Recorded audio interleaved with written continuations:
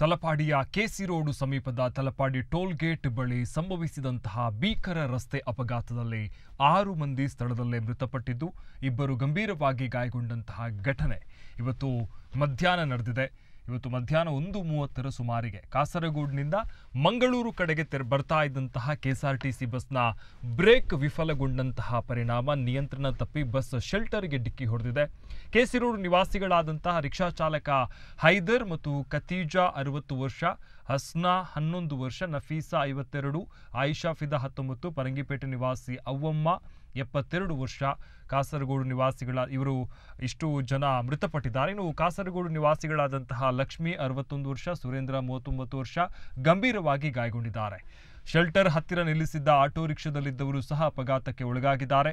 ಗಂಭೀರವಾಗಿ ಗಾಯಗೊಂಡ 2ರನ್ನ ಸಮೀಪದ ಆಸ್ಪತ್ರೆಯಲ್ಲಿ ದಾಖಲಿಸಿ ಚಿಕಿತ್ಸೆ ನೀಡಲಾಗ್ತಾ ಇದೆ ಅಂತ ತಿಳಿದು ಬಂದಿದೆ.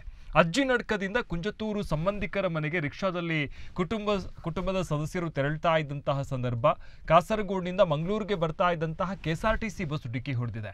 ಹೊಸಂಗಡಿ ಕಡೆಯಿಂದ ಸರ್ವಿಸ್ ರಸ್ತೆ ಮೂಲಕ ಬರಬೇಕಾಗಿದ್ದಂಥ ಬಸ್ ಕೇರಳದ ನೂತನ ಹೆದ್ದಾರಿಯಲ್ಲಿ ಬಂದಿದ್ದು, ಮೇಲಿನ ತಲಪಾಡಿಯಲ್ಲಿ ಪ್ರಯಾಣಿಕರನ್ನ ಇಳಿಸಲಿಕ್ಕೆ ಮುಂದಾಗುವಂತಹ ಸಂದರ್ಭ ಬ್ರೇಕ್ ವೈಫಲ್ಯಕ್ಕೀಡಾಗಿ ಎದುರಿನಲ್ಲಿದ್ದಂತಹ ರಿಕ್ಷಾಗೆ ಡಿಕ್ಕಿ ಅಂದರೆ ಹಿಂಭಾಗದಲ್ಲಿದ್ದಂತಹ ರಿಕ್ಷಾಗೆ ಡಿಕ್ಕಿ ಹೊಡೆದು ಅಪಘಾತ ಸಂಭವಿಸಿದೆ. ಘಟನೆಯಿಂದ ಬಸ್ ಒಂದು ಸುತ್ತು ತಿರುಗಿದ್ದು ಹಿಂಬದಿಯ ಟೈರ್ ಕೂಡ ಸಿಡಿದಿದೆ. ಪರಿಣಾಮವಾಗಿ ಹಿಂಬದಿ ಚಲಿಸಲು ಆರಂಭವಾದ ಬಸ್ ನಿಲ್ದಾಣದಲ್ಲಿ ನಿಂತಿದ್ದ 2 ವೃದ್ಧರು ಹಾಗೂ ಪಾರ್ಕಿನಲ್ಲಿ ನಿಲ್ಲಿಸಿದ್ದ ರಿಕ್ಷಾಗೆ ಡಿಕ್ಕಿ ಹೊಡೆದಿದೆ. 3 ಗಾಯಾಳುಗಳನ್ನು ಕಾಸರಗೋಡಿನ ಮಂಗಲ್ಪಾಡಿ ಆಸ್ಪತ್ರೆಗೆ ದಾಖಲಿಸಲಾಗಿದೆ. 4 ಮೃತದೇಹಗಳನ್ನು ದೇರಳಕಟ್ಟೆಯ ಖಾಸಗಿ ಆಸ್ಪತ್ರೆಯಲ್ಲಿ ಹಾಗೂ 2 ಮೃತದೇಹಗಳನ್ನು ಖಾಸಗಿ ಆಸ್ಪತ್ರೆಯಲ್ಲಿ ಇರಿಸಲಾಗಿದೆ. 2019ರಲ್ಲಿ ಉಪ್ಪಳ ಸಮೀಪ ಸಂಭವಿಸಿದ ಅಪಘಾತದಲ್ಲಿ ನಫೀಸಾ ಸಹೋದರಿ ಹಾಗೂ ತಾಯಿ ಸೇರಿದಂತೆ 7 ಮಂದಿ ಸಾವನ್ನಪ್ಪಿದ್ರು. ಇದೀಗ ಅದೇ ಕುಟುಂಬದೊಳಗೆ ಮತ್ತೊಂದು ಘನಘೋರ ದುರಂತ ಸಂಭವಿಸಿದೆ. ನಾವೆಲ್ಲಿ ಗಮನಿಸಬೇಕಾಗುತ್ತೆ, ರಾಷ್ಟ್ರೀಯ ಹೆದ್ದಾರಿಯ ಕೆಲಸಗಳು ಬಹಳ ಚೆನ್ನಾಗಿ ಆಗಿದೆ. ಹಾಗಾಗಿ ಒಂದಷ್ಟು ಸ್ಪೀಡ್ ಹೋಗುವಂಥದ್ದು, ತರಾತುರಿಯಲ್ಲಿ ಹೋಗುವಂತಹ ಒಂದಷ್ಟು ಘಟನೆಗಳು ನಡೀತಾ ಇದೆ. ಅದರ ನಡುವೆ ಬಸ್ ಒಂದು ಬ್ರೇಕ್ ಫೇಲ್ ಆಗಿ ಈ ರೀತಿ ಹಿಂಬದಿ ಚಲಿಸಿ ಈ ರೀತಿಯಾದಂತಹ ಒಂದು ದೊಡ್ಡ ಅನಾಹುತ ಸಂಭವಿಸಿರ್ತಕ್ಕಂತಹ ಘಟನೆ. ಪಾಪ ಆ ಬಸ್ ನಿಲ್ದಾಣದಲ್ಲಿ ನಿಂತಿದ್ದವರು, ಅವರಿಗೂ ಇಂತಹದೊಂದು ಯೋಚನೆಯೂ ಇರಲಿಲ್ಲ. ಅವರಷ್ಟಕ್ಕೆ ಅವರ ಪಾಡಿಗೆಲ್ಲಿ ನಿಂತಿದ್ರು. ಆ ಸಂದರ್ಭದಲ್ಲಿ ಏಕಾಏಕಿ ಬಸ್ ಹಿಂದಕ್ಕೆ ಚಲಿಸುತ್ತೆ. ಆ ಶೆಲ್ಟರ್ ಭಾಗದಲ್ಲಿ ನಿಂತಿದ್ದವರು ಆ ಬಸ್ನಡಿಗೆ ಬೀಳ್ತಾರೆ ಮತ್ತು ಬಹಳ 6 ಜನ ಇದರಲ್ಲಿ, ಒಂದು ಮಗು ಸೇರಿದಂತೆ 6 ಜನ ಇದರಲ್ಲಿ ಸಾವನ್ನಪ್ಪಿದ್ದಾರೆ. ತಲಪಾಡಿಯ ಟೋಲ್ ಗೇಟ್ ಹತ್ತಿರವೇ ಸಂಭವಿಸಿದಂತಹ ಘಟನೆ ಇದು.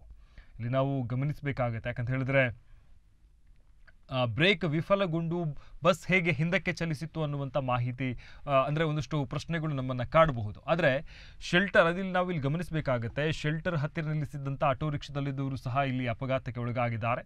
ಇನ್ನು ಪ್ರಮುಖವಾಗಿ ನಾವು ಈ ಘಟನೆಯ ಬಗ್ಗೆ ಗಮನಿಸ್ತಾ ಹೋದಾಗ ಪ್ರಮುಖವಾಗಿ ಈ ಬಸ್ಸಿನಲ್ಲಿ ಅಂದರೆ ಈ ತಲಪಾಡಿಯಲ್ಲಿ ಪ್ರಯಾಣಿಕರನ್ನ ಇಳಿಸಲಿಕ್ಕೆ ಮುಂದಾಗುವಂತಹ ಸಂದರ್ಭ ಬ್ರೇಕ್ ಫೇಲ್ ಆಗುತ್ತೆ.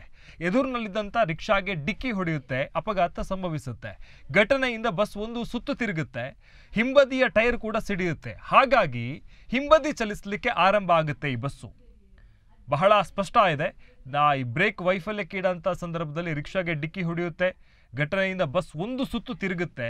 ಆ ಸಂದರ್ಭದಲ್ಲಿ ಬಸ್ನ ಹಿಂಬದಿ ಟೈರ್ ಕೂಡ ಸ್ಫೋಟ ಆಗುತ್ತೆ. ಬಸ್ ಹಿಂಬದಿ ಸಂಚಾರ ಮಾಡುವುದಕ್ಕೆ ಆರಂಭ ಆಗುತ್ತೆ. ಆ ಸಂದರ್ಭದಲ್ಲಿ ಶೆಲ್ಟರ್ ಭಾಗದಲ್ಲಿ ಅಂದರೆ ಒಂದು ಬಸ್ ಸ್ಟ್ಯಾಂಡ್ ಭಾಗ ನಿಂತಹ ಒಂದು ಸ್ಥಳದಲ್ಲಿ ಒಂದು 4-5 ಜನ ನಿಂತಿದ್ರು. ಅಲ್ಲಿ ಹೋಗಿ ಡಿಕ್ಕಿ ಹೊಡೆದಿರ್ತಕ್ಕಂಥದ್ದು. ಇದರಿಂದಾಗಿ ಇಂತಹದೊಂದು ಘನಘೋರ ಘಟನೆ ನಡೆದಿದೆ. ಒಂದೇ ಕುಟುಂಬದವರು ಇದರಲ್ಲಿ ಸಾವನ್ನಪ್ಪಿದ್ದಾರೆ ಎನ್ನುವಂಥದ್ದು ಕೂಡ ಬಹಳ ನೋವಿನ ಸಂಗತಿ. ಸದ್ಯ ಅವರು ಎಲ್ಲೋ ಒಂದು ಸಂಬಂಧಿಕರ ಮನೆಗೆ ಹೋಗುವಂತಹ ಸಂದರ್ಭದಲ್ಲಿ ಈ ಘಟನೆ ನಡೆದಿದೆ.